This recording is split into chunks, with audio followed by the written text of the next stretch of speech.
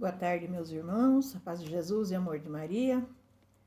E vim aqui agora, nesse momento, para cumprir o desafio dos santos. Eu fui convidada para falar um pouco sobre São Bernardo de Claraval. Gente, vocês me perdoem pela demora, mas a minha visão estava meio complicada. Mas vamos lá, né? São Bernardo de Claraval, o santo caçador de almas e vocações, doutor da Igreja. Ele nasceu em 1990 e faleceu em 1153. Amar em Deus é ter caridade. Procurar ser amado por Deus é servir a caridade. Filho de nobre e abastada família francesa, Bernardo teve um poder enorme de persuasão. Conseguiu trazer para o exército de Cristo muitos soldados, incluindo toda a sua família, e junto dele se tornaram monges e a sua única irmã, monja. Foi conselheiro, mediador de autoridades civis e eclesiásticas, como reis, príncipes, bispos e papa, e foi conhecido como caçador de almas e vocações. Nascido em 1090, no castelo de Fontaine, em Dijon, na Borgonha francesa, Bernardo era o terceiro de 7 filhos do nobre e abastado casal religioso de Tesselin de Fontaine e Alermontan, Montauban. Desde a infância, Bernardo foi muito apegado à sua mãe, e durante a sua gravidez, a mãe de Bernardo sonhava que carregava em seu ventre um cachorrinho que latia muito.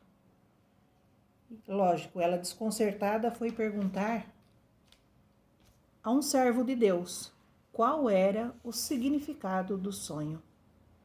E ele disse que ela seria mãe de um poderoso pregador e que ele defenderia a igreja, que é a casa de Deus, e de um grande inimigo.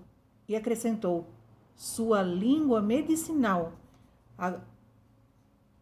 curará muitas chagas e doenças das almas. Diante dessas palavras, vemos que os passos de São Bernardo de Claraval foram profetizados antes mesmo do seu nascimento.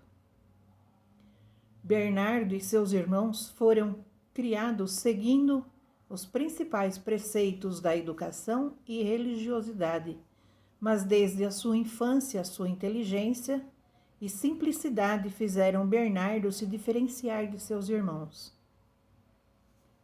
Por volta de 19 anos, entre 19 e 20 anos, ele foi arrebatado por uma grande dor e tristeza ao perder a sua mãe. O luto apoderou-se de seu coração, né? Lógico, com certeza sofreu muito.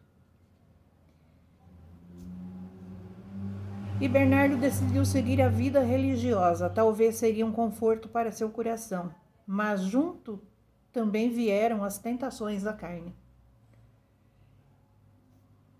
E ele foi muito perseguido nesse quesito físico. E certa vez, quando percebeu, estava olhando para uma mulher, e ele ficou tão envergonhado de si mesmo que, para apagar o fogo daquela culpa, atirou-se em um tanque de água gelada em plena época de inverno. Imagina, lá na França, né? A época de inverno, é um gelo puro, e ele se atirou dentro desse tanque. Em uma outra ocasião, estava hospedado na casa de uma mulher, que, percebendo o belo aspecto do rapaz, mandou preparar a cama dele em local isolado. À noite, silenciosamente, ela foi procurá-lo. Olha as tentações que ele passou. Assim que percebeu a presença da mulher, Bernardo começou a gritar: ladrões, ladrões. A família apareceu, as luzes foram acesas e a mulher fugiu. Procuraram o ladrão, mas não o encontraram e voltaram todos a dormir. Na manhã seguinte, os seus companheiros perguntaram a ele se ele tinha sonhado com ladrões. E ele disse não. Na verdade, eu sofri uma investida da mulher que nos hospedou. Ela tentou roubar o tesouro irrecuperável da minha castidade. E no Natal de 1111, após ter adormecido, a Virgem Maria apareceu a Bernardo com o menino Jesus em seus braços. Desde então, decidiu dedicar-se a Deus e alcançar a santidade. Bernardo recrutou tantas vocações que chegou a ser chamado segundo fundador da Ordem Cistercienses. Com seu enorme poder de persuasão, conseguiu fazer seus familiares abraçarem a religiosidade e se tornarem monges.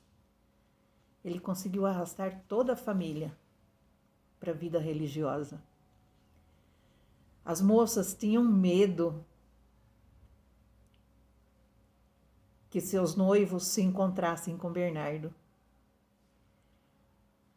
pois ele convencia os rapazes sobre os benefícios da vida religiosa que os arrebatava para a ordem cisterciense.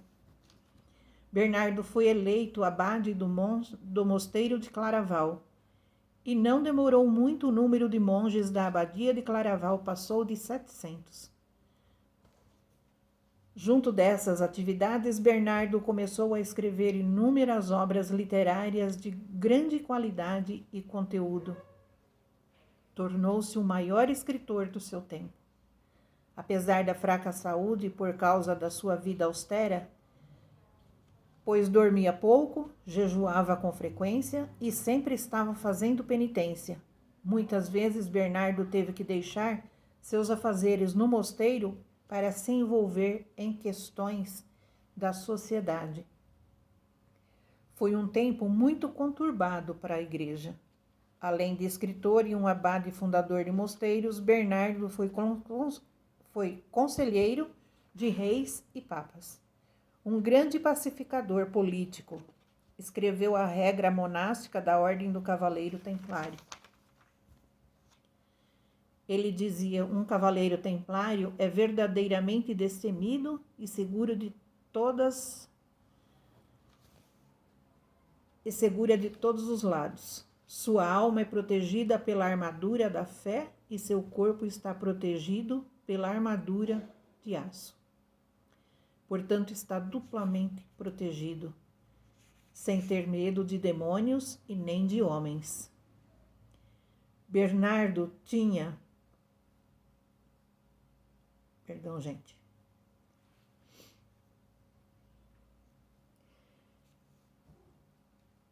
Bernardo tinha uma enorme influência eclesiástica. Sua voz era tão significativa que, para alguns, era ele quem escolhia os papas, pois o Papa Eugênio III foi um dos seus discípulos. E também de Bernardo é a tríplice exclamação: ó clemente, ó piedosa, ó doce sempre Virgem Maria, que compõe a Salve a Rainha. Ele foi discípulo na Escola de Maria, né? Ele faleceu em 20 de agosto de 1115, da abadia de Claraval. Foi canonizado em 1774. E ele foi proclamado doutor da Igreja em 1830. São Bernardo de Claraval nos deixou obras, entre cartas, livros e sermões. Entre estas obras estão Tratados do Amor de Deus e o Comentário ao Cântico dos Cânticos. São Bernardo de Claraval, caçador de almas e vocações e doutor da Igreja. É festejado no dia 20 de agosto. São Bernardo de Claraval, rogai por nós. A história dele é muito bonita. Pena que são pouco é um resumo que a gente tem que fazer, né? Mas se mergulhar na história dos santos, vamos acabar virando santos. Bom, obrigada, beijos, fiquem com Deus.